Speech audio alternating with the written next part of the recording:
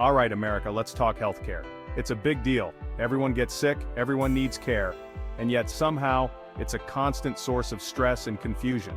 Think of this as a checkup, but for the entire system.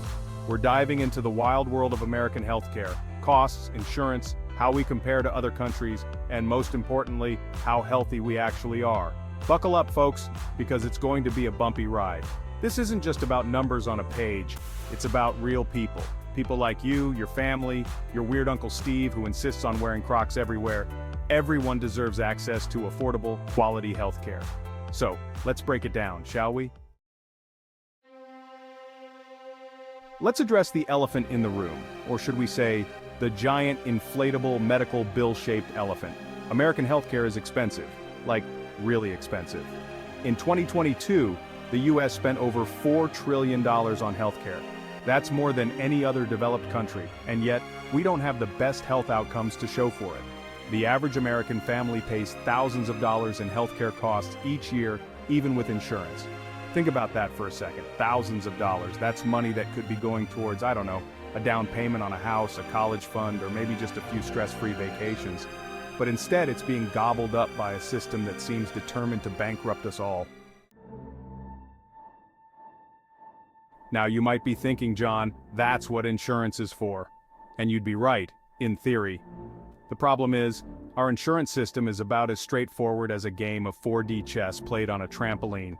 We've got a patchwork of private and public insurance with employers, individuals, and the government all trying to figure out who pays for what. Deductibles, co-pays, out-of-network fees, it's enough to make your head spin faster than a centrifuge. And even with insurance, millions of Americans are still struggling to afford their medications, doctor's visits, and hospital stays. It's like winning a free cruise, and then realizing it costs $10,000 in port fees and mandatory tips. Section 4, America versus the World Healthcare Showdown. Here's a fun fact.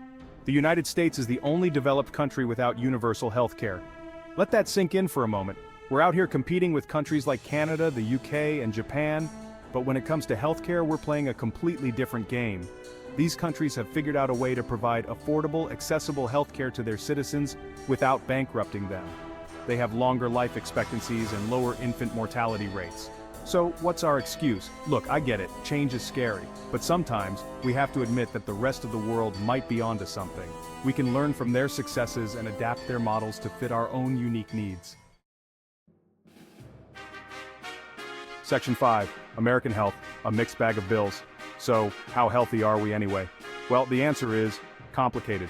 We have some of the best medical technology and specialists in the world, but we also have some of the highest rates of chronic diseases like heart disease, diabetes, and obesity. There are many factors at play here, including genetics, lifestyle choices, and yes, even access to affordable healthcare.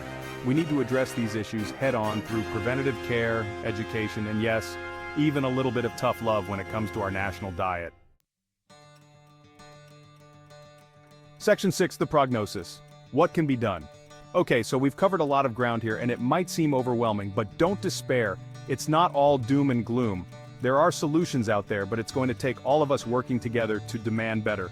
We need to find ways to lower costs, simplify the insurance system, and make preventative care more accessible. This might mean having some uncomfortable conversations about how we fund healthcare and what we prioritize as a society. Look, I'm not a doctor, I'm just a guy with a TV show and a very expensive haircut. But I do know this, we deserve better. We deserve a healthcare system that works for everyone, not just the wealthy and the well-connected. So let's raise our voices, demand change, and maybe, just maybe, we can finally get this right. That's it for today's video.